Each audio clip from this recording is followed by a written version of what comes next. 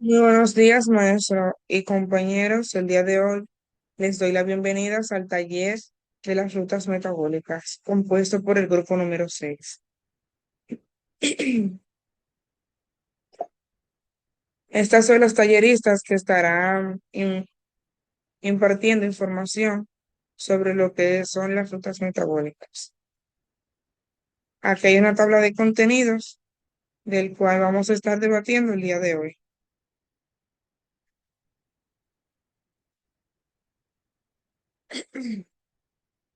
Antes de iniciar este taller debemos de saber a qué se le llaman rutas metabólicas.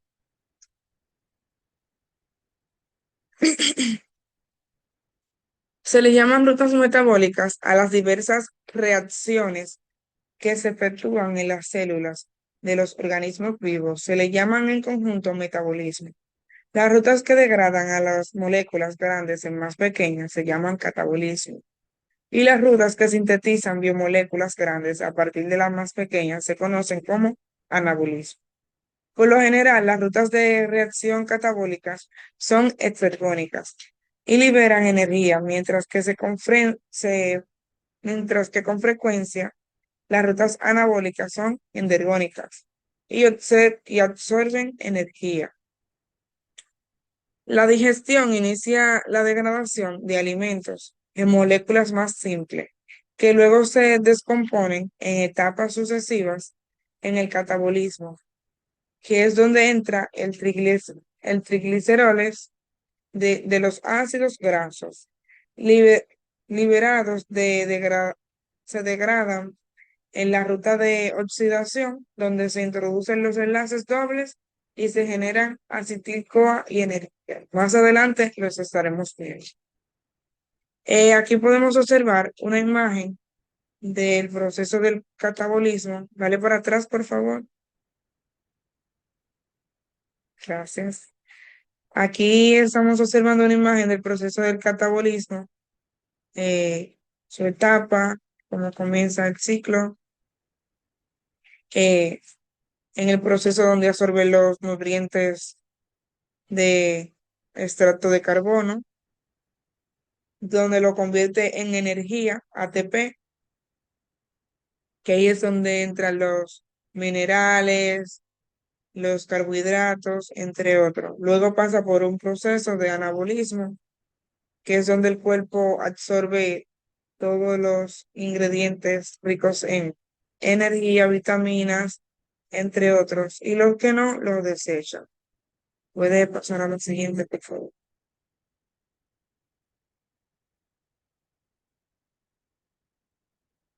Aquí podemos ver cómo es el proceso que sucede. En la etapa uno, la mayor parte de los alimentos se digieren en el estómago y en el intestino delgado para dar moléculas pequeñas. Ahí comienzan a ponerse en partículas más pequeñas para poder distribuirse a distintas partes del cuerpo. En la etapa 2 podemos ver los ácidos grasos, los monosacáridos y los aminoácidos que se degradan en las moléculas para producir acetil-CoA. Como podemos ver aquí en la imagen, están las grasas que forman hidrólisis, luego pasan a los ácidos grasos de glicerol y a la oxidación. En la etapa 3 está la acetil-CoA, que se oxida en el ciclo del ácido cítrico para dar CO2. Eh, y por último, está la etapa 4, que es la energía liberada en el ciclo del ácido cítrico. Es utilizada para la cadena de transporte de electrones para la fosforilación oxidativa del ADP y producida por el ATP y producir ATP. Volviendo aquí al esquema, podemos ver los carbohidratos formando hidrólisis luego pasa al proceso de glucosa, de fructosa y otros monosacáridos. Luego de ahí pasa a hacer glucólisis, llegando a la acetil-CoA. En la proteína también podemos ver que realiza el proceso de hidrólisis, luego pasa a ser aminoácidos, convirtiéndose en acetil-CoA. Luego de que se forma el acetil-CoA, pasamos al ciclo de ácido cítrico, que es donde liberan CO2, y pasamos a la cadena de transporte de los electrones. Puede continuar, por favor.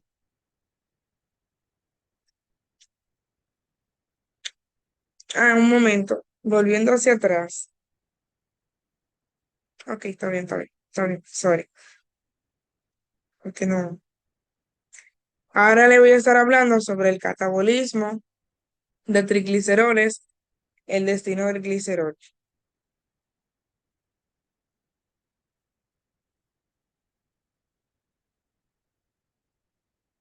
El glicerol, derivado de la hidrólisis de trigliceroles, se fosforila y se oxida en el hígado. Partiendo en la ruta metabólica de los carbohidratos, el ATP, que es la energía, juega un papel crucial en acoplar reacciones desfavorables, impulsando procesos como la fosforilación de glucosa.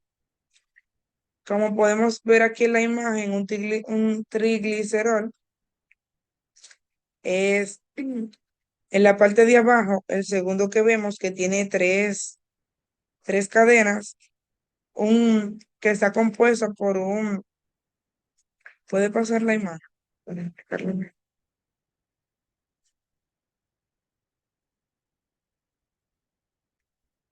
Aquí podemos ver cómo se dividen los trigliceroles. Primero está compuesto por una glicólisis que pasa por un proceso de, primero es un lípido, luego es un glicerol que contiene energía, ATP y ADP. Está el glicerol 3 fosfato, luego está la glucólisis, pasando por un proceso de dihidros, dihidroxiacetona fosfato, que como vemos aquí en la imagen, se forma el glicerol 3 fosfato. Luego de aquí, venimos al proceso, pasa por el acetil-CoA,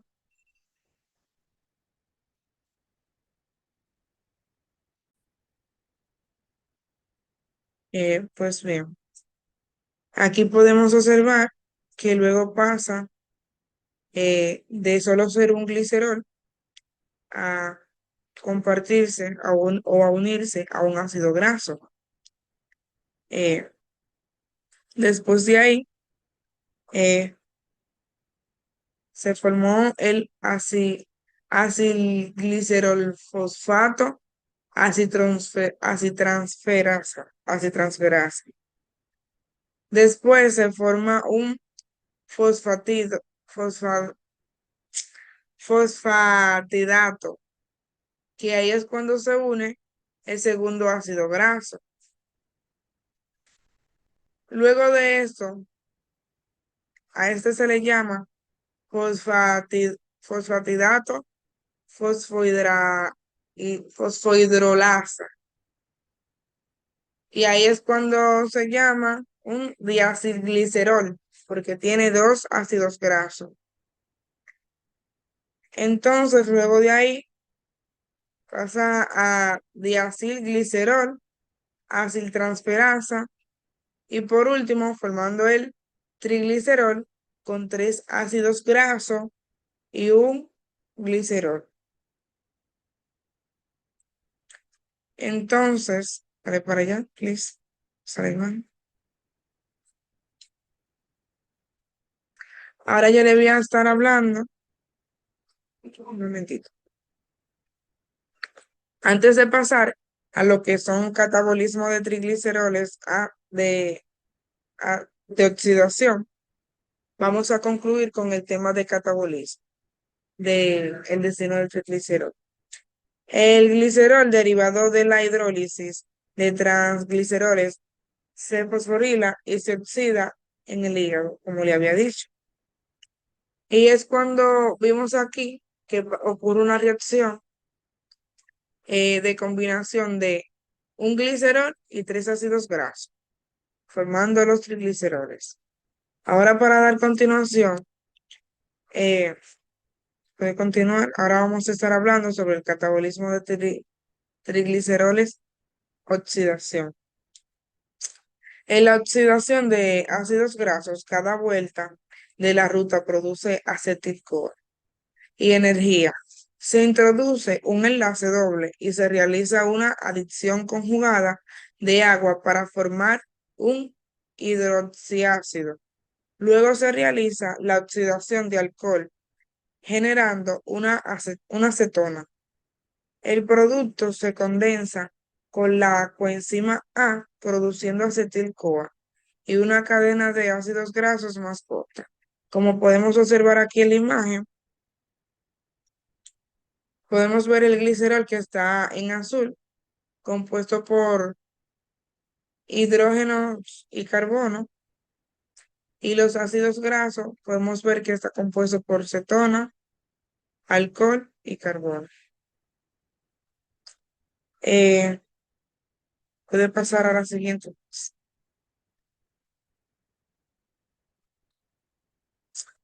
Aquí podemos ver en el ácido graso, en la etapa 1, se forma un enlace doble conjugado por la eliminación de los hidrógenos de CO2, de C2 y de carbono 2 y carbono 3, por la coenzima dinucleótica de flavina, adeína, FAD. Como podemos ver aquí en el primer ejemplo 1, si se va a la imagen, eh, la reacción que forma esta se le llama ácido graso puro. Es el proceso que transcurre. En la etapa 2, como se visualiza aquí en la imagen, forma una reacción acil-CoA insaturado y luego pasa a ser una hidroxiacil-CoA. La adición nucleofílica conjugada de agua al enlace doble da una hidroacil-CoA, como le había dicho. Esa es la reacción que da. Luego en la etapa 3, como podemos ver aquí en la imagen, que da una reacción cetoacil, el alcohol es oxidado por NAD para dar un ceto tioster. Se puede ver aquí en la imagen. Y luego por último está la etapa 4, que ocurre la adición nucleofílica de la coenzima al grupo ceto, seguida por una reacción de condensación retroclaisen. Los productos son acetil-CoA y un acetil-CoA grasa de cadena más corta. ¿Puede pasar, por favor?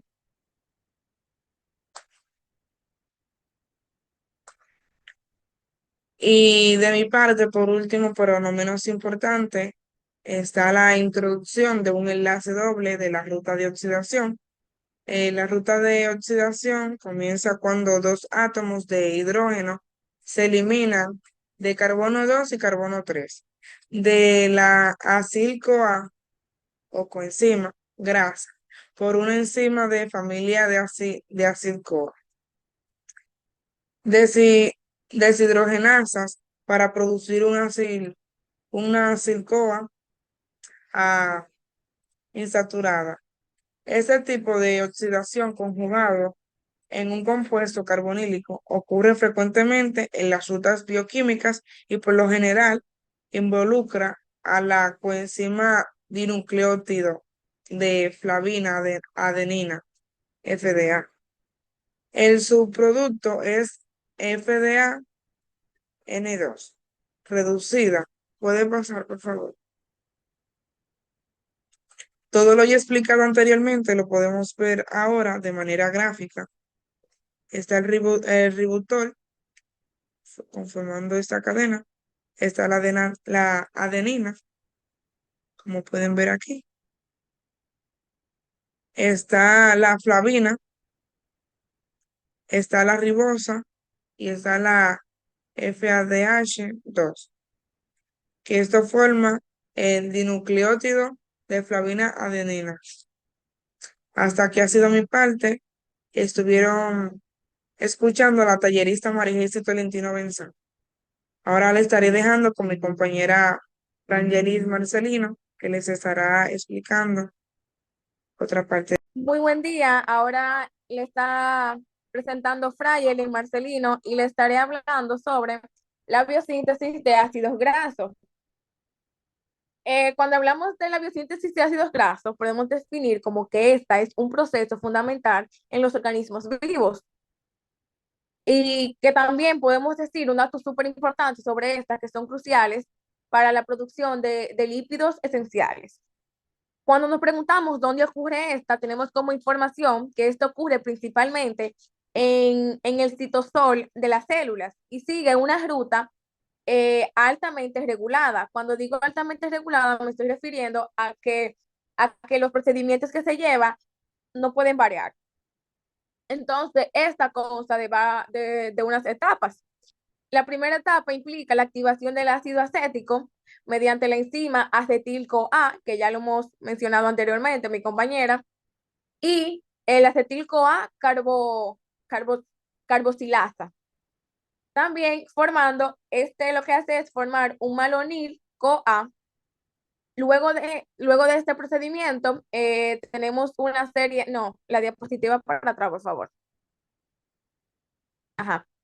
Luego de eso tenemos una serie de reacciones catalizadas por la enzima de ácido graso, sintasa, que es lo estarán viendo en un gráfico más adelante. Sintasa. Estos lo que hacen es llevar a cabo la elongación del carbono. Entonces, cuando esto sucede, lo que hace es que se incorpora las unidades de malonil o A en el ácido graso en crecimiento, o sea, el que se está desarrollando. Luego de esto, como para sintetizar lo que he dicho, este proceso, conocido como síntesis de ácido graso de cadena larga, resulta en la formación de ácidos grasos saturados. O sea, cuando todo esto pasa, lo que obtenemos es un ácido graso saturado. Luego, podemos también definir la biosíntesis de ácido graso como que esta es esencial para la construcción de membranas celulares, también para la síntesis de lípidos estructurales. Y en conjunto de esto, también para la generación de moléculas señalizadoras. También la regulación precisa de este proceso es crítica. O sea que lo que este procedimiento se lleva, los pasos que se lleva, totalmente tienen que ser obligatoriamente esto. O sea que no se pueden alterar ni se pueden modificar. Entonces, para así poder nosotros mantener el equilibrio homeostático en el organismo.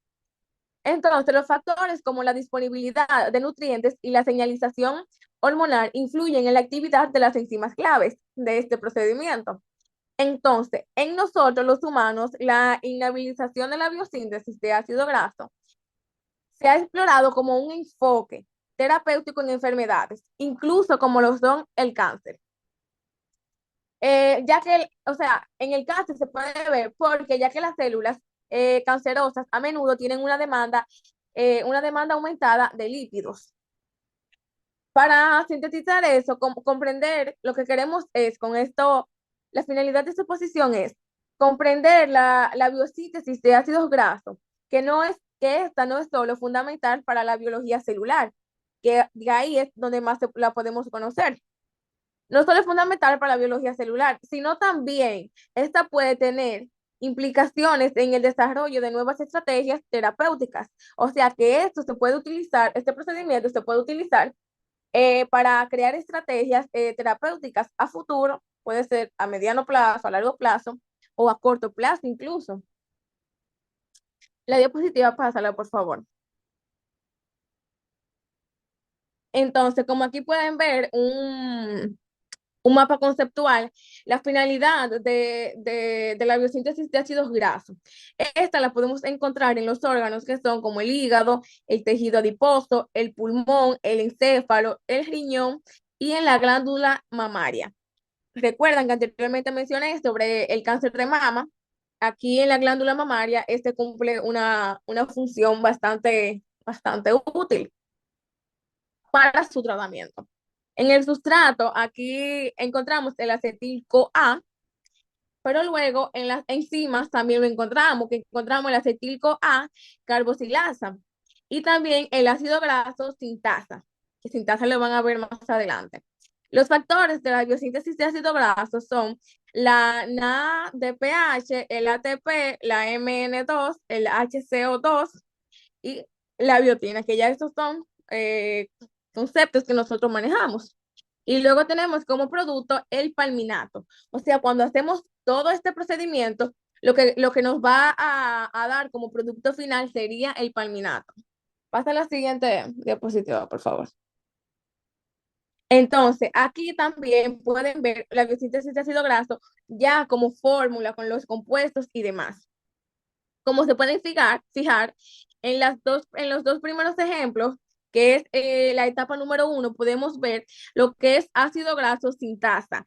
Todo lo que está compuesto aquí, o sea, todos estos elementos, lo que hacen es componer el ácido graso sintasa, que eso era lo que quería que explicarles. Luego aquí simplemente van a ver el procedimiento que ya yo he explicado y abajo pueden notar un pequeño listado con los términos quizás que sean nuevos en este tema de nosotros que hemos estudiado química orgánica. Metabolismo de carbohidratos, glucólisis. Cuando hablamos de la glucólisis, hacemos una definición como que esta es la vía metabólica encargada de, de descomponer la glucosa en piruvato. Como sabemos, la glucosa es el azúcar de la sangre. Entonces, así generando energía en forma de ATP y NADH. Recordando que el ATP es el trifosfato de adenosina y el ANDH es la nicotina, nicotinamina adenina. Entonces, siguiendo con esto, eh, forma ATP y NADH, pero este proceso ocurre en el citoplasma de la célula y consta de una serie de reacciones enzimáticas que las estaremos viendo más adelante. Para resumir esto, la glicólisis puede dividirse en tres fases principales, que son la preparación y fosforilación, el clivage, que es la ruptura, el pago de ATP y formación de piruvato.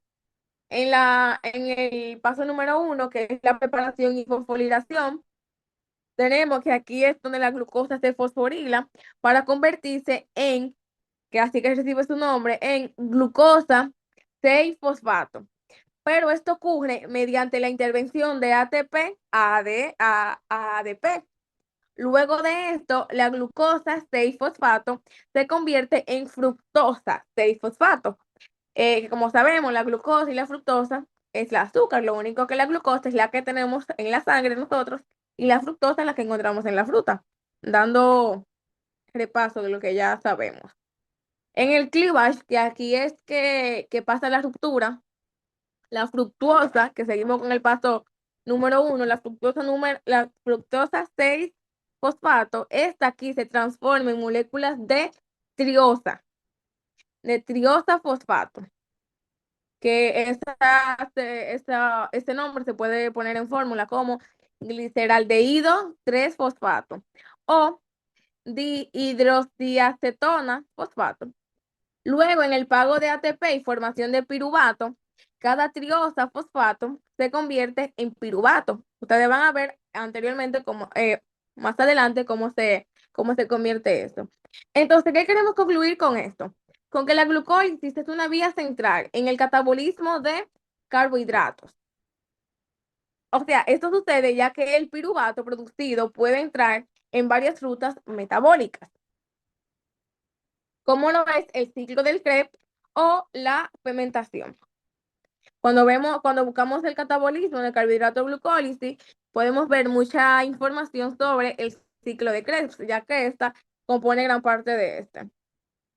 Entonces, en la glucólisis hay una molécula de glucosa, recordando que la molécula de glucosa es de 6 carbonos, que ésta se convierte en dos moléculas de piruvato, o sea, de 3 carbonos, a través de una serie de 10 reacciones enzimáticas.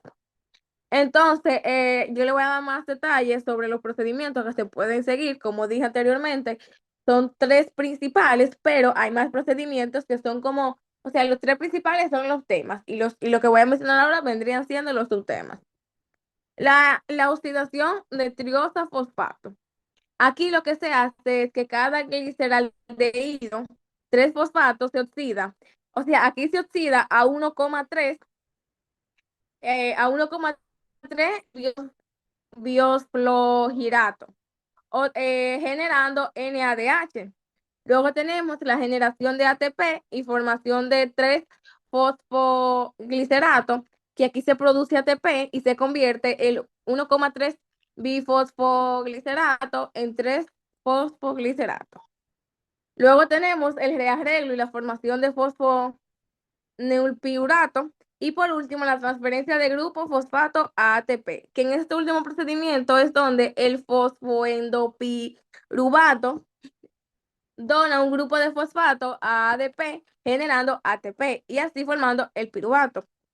Entonces, como pudieron notar en la información que brindé, en total la glucólisis produce dos moléculas netas de ATP y también dos moléculas de NADH.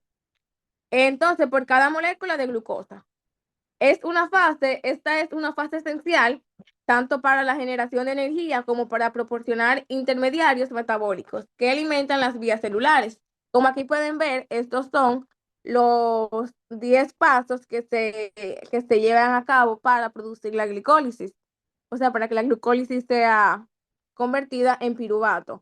Aquí simplemente vamos a ver como en un mapa conceptual, se podría decir, o una guía de pasos, lo que ya yo mencioné anteriormente. Entonces aquí lo pueden estudiar como más, o sea, lo pueden tener más estructurado. Pero esto fue lo mismo ya que yo he mencionado. Pueden pasar la diapositiva.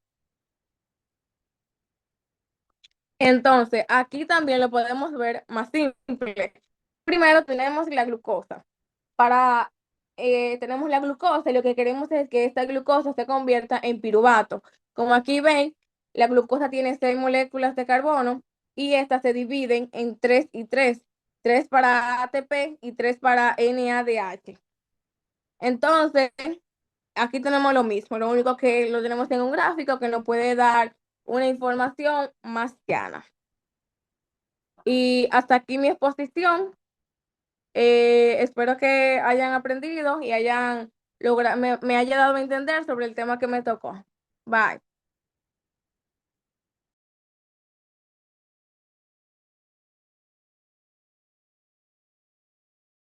Hola, mi nombre es Paula Ramírez y soy la tallerista que continúa con el tema de la conversión del piruvato en acetilcoenzima A. Antes de hablar de la conversión y los procedimientos, me gustaría hablar de un tema un poco sobre estos dos términos. Esta es la representación de la imagen del ácido pibúrico, que es su nombre IUPAC, eh, comúnmente nombrado como el piruvato. Y esta es la fórmula molecular de la acetilcoenzima A. Bien, el ácido piúrico es un ácido alfa-ceto que desempeña un papel importante en los procesos bioquímicos, en este caso en las rutas metabólicas y el metabolismo. El anión carboxilato del ácido pirúvico es lo que se conoce más bien como el piruvato. La otra diapositiva, por favor. Bien, ahora, el acetilcoenzima A es una molécula intermediaria clave en el metabolismo. Esta interviene en un gran número de reacciones bioquímicas. Como pudieron ver en las diapositivas anteriores de las talleristas anteriores, la acetilcoenzima A interviene en la glucólisis y en la biosíntesis de los carbohidratos. También se puede decir que estas se forman cuando una molécula de coenzima A acepta un grupo acetil, es decir, en una reacción, el acetilcoenzima A se forma a través de la unión de la coenzima A y un acetil. Ahora sí pasemos a lo que es la conversión del acetilcoenzima A en piruvato. Como pueden ver en la diapositiva, eh, el piruvato, para convertirse en acetilcoenzima A, pasa por diferentes pasos. Bueno, como ya habían dicho, en el catabolismo, eh, el piruvato es producido por el catabolismo de la glucosa. Entonces, ese puede presentar y experimentar diversas transformaciones. Todas estas transformaciones van a depender del organismo porque cada cuerpo es distinto y por eso cada reacción, aunque sean las mismas, se interpretan de diferentes maneras. Entonces, cuando no hay oxígeno, el piruvato se puede producir en lactato. O sea, se puede reducirse y se convierte en lactato. O se puede fermentar en levadura para producir etanol, que es un alcohol muy conocido. Pero en los mamíferos, por condiciones aeróbicas, el piruvato se convierte en acetilcoenzima A mediante estos pasos. El paso número 1, como pueden ver en la imagen, consta de que la conversión se inicia con la reacción del piruvato con el disfosfato de tiamina. La tiamina, tienen que recordar que es un derivado de la vitamina B. Entonces, se forma una adición nucleofílica entre ambos del hidruro del disfosfato de tiamina y el resultado da un alcohol. Como habíamos dicho, comúnmente es el etanol y este viene siendo el producto de adicción. El paso número 2 es que dicho producto de adicción de tiamina, que se abrevia TPP, experimenta una descarboxilación análoga. Es análoga a la pérdida de CO2, de dióxido de carbono, de un B-cetoácido en la síntesis de acetoacético. Entonces, cuando esta descarbonización se produce, al final da como resultado una enamina del disfosfato de hidroxitilatilamina, que se abrevia, como pueden ver en la diapositiva, EHTPP.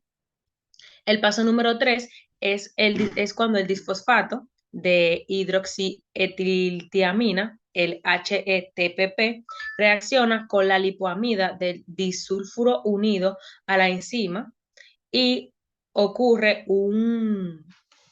por así decirlo, ocurre un ataque entre ambos. Entonces, este ataque de difosfato de tiamina genera una acetil dihidrolipoamida.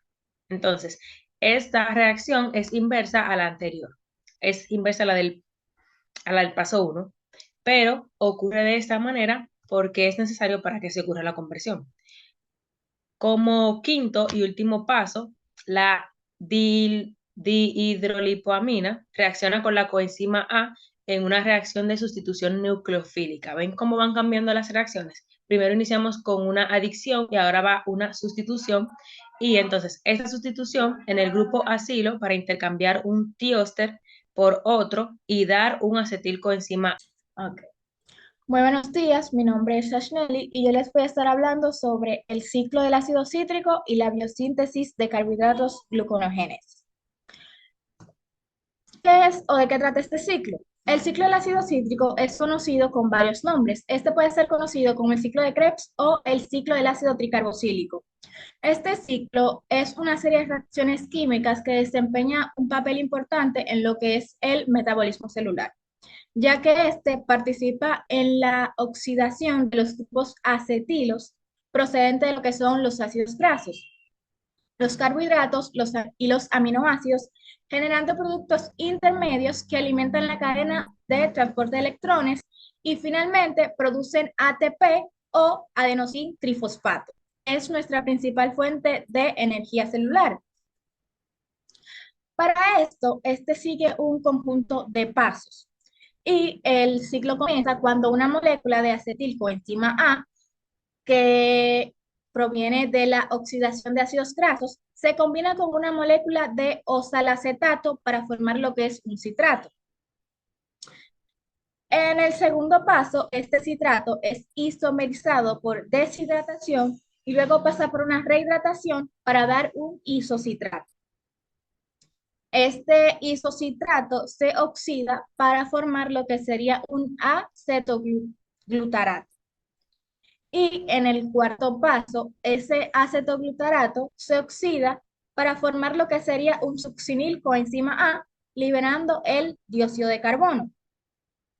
En el quinto paso, el succinilcoenzima A se convierte en un succinato, en lo que sería una reacción acoplada a la fosforilización de GDP para así dar lo que sería GTP. Y ese succinato luego se oxidaría para formar fumarato, que este paso se daría reduciendo lo que es el FAT, que es la flavina adenina dinucleotido, para reducirlo a FAT-H2 en el proceso. Y luego este fumarato se hidrataría para formar malato mediante la acción de la enzima fumarasa. Y por último, este malato se oxidaría para regresar o regenerar el osalacetato, que es donde comenzaría el ciclo y se completaría también. Aquí tienen una imagen donde pueden apreciar todo lo que dije y cómo se completa y se regenera el ciclo.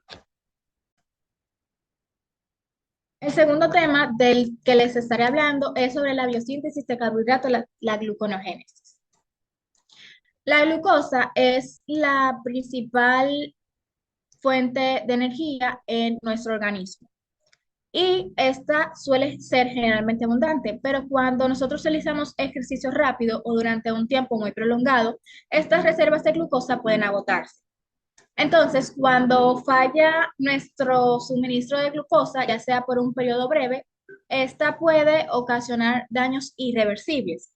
Por lo tanto, es importante que nosotros tengamos una ruta para la síntesis de glucosa a partir de precursores que sean sencillos, ya que nuestros organismos superiores no son capaces de sintetizar glucosa a partir del acetilcoenzima A.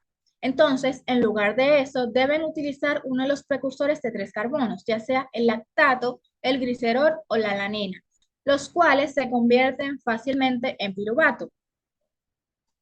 Entonces, la gluconeogénesis, igual que el ciclo del ácido cítrico, sigue una serie de pasos o una ruta para transformar el piruvato en glucosa.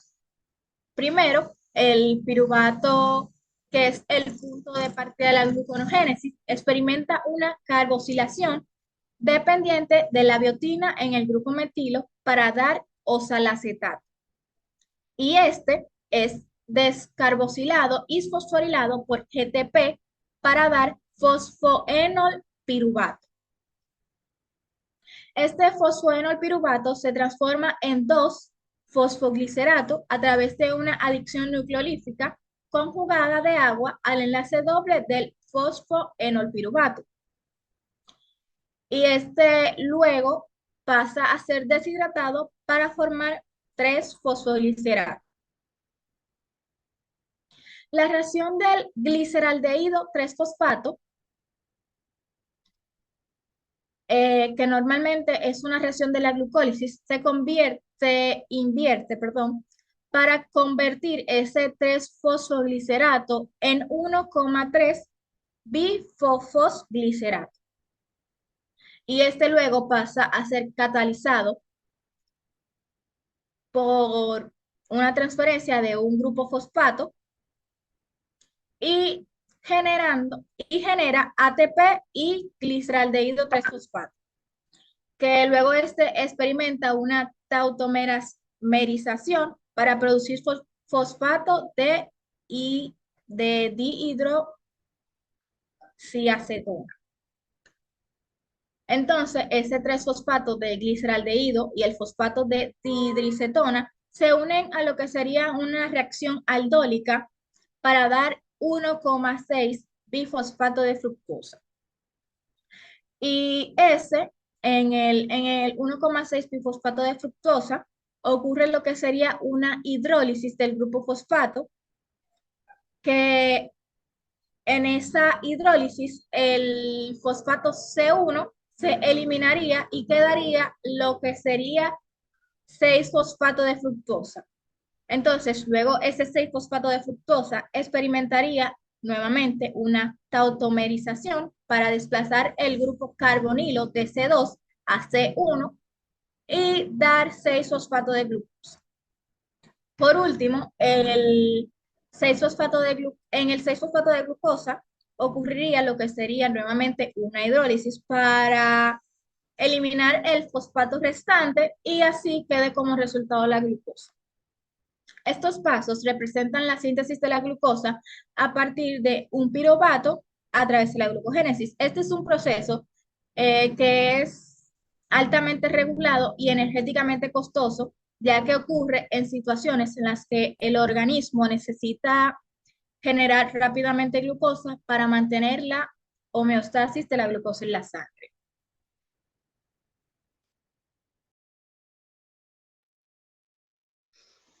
Bien, soy yo de nuevo. En esta ocasión les voy a hablar sobre el catabolismo de proteína que ocurre a través de una desaminación. Por si no lo recuerdan, mi nombre es Paula Ramírez. Bien, siguiente diapositiva, por favor. Ok, el catabolismo de proteína, como pueden ver aquí, estas son las fórmulas estructurales y moleculares de una proteína. Están compuestas por un grupo amino, un grupo carboxilo y un grupo alfa, que es donde está el carbono alfa de este compuesto químico. Siguiente. Bien, el catabolismo proteico, antes de decir qué es el catabolismo de proteína y cómo se da, quiero hablarles como de qué se trata. El catabolismo proteico es el proceso por el cual las proteínas son degradadas hasta liberar sus aminoácidos constituyentes. Se degradan estas proteínas para poder proporcionar energía al cuerpo a través del metabolismo. Entonces, este proceso se denomina también como proteólisis. La proteólisis puede continuar en la degradación de aminoácidos. Como saben,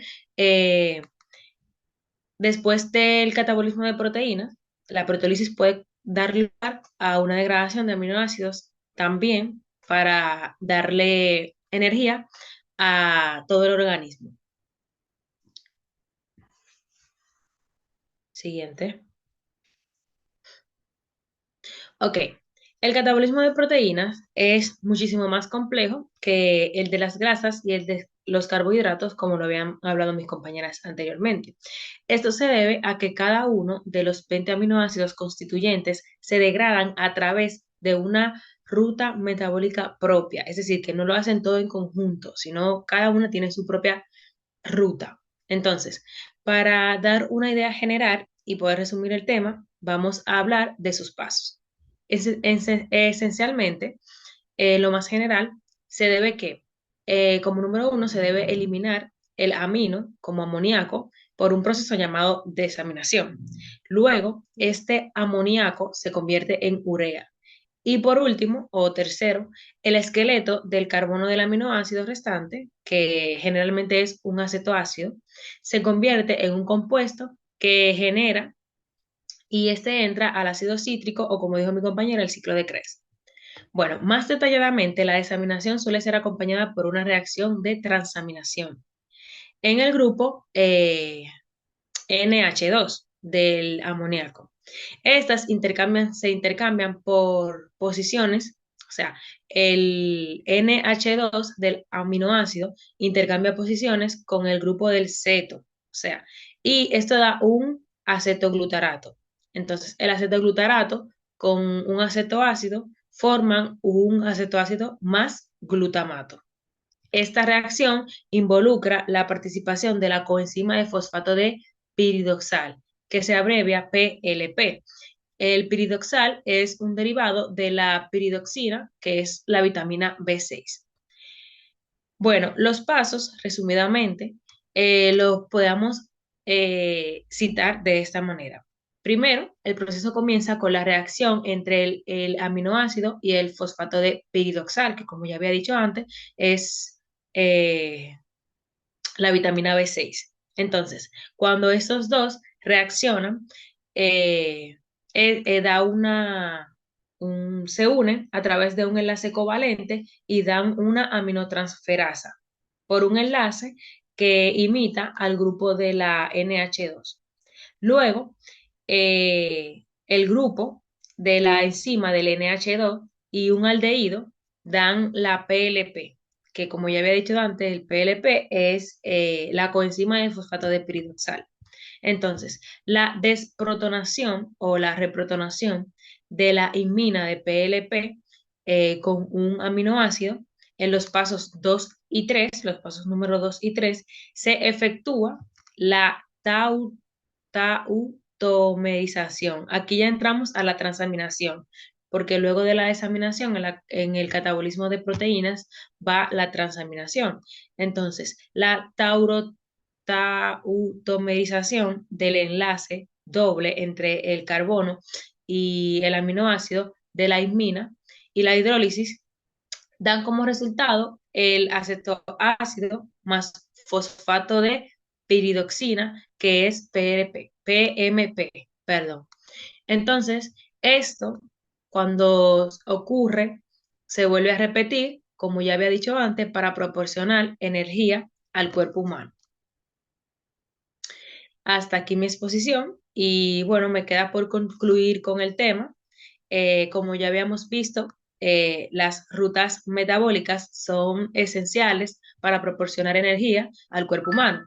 También las rutas metabólicas o el metabolismo tienen dos partes, que es el catabolismo y el anabolismo, que da lugar a el metabolismo del cuerpo humano. Hola, nosotras somos el grupo número 6 y estos son nuestros recursos.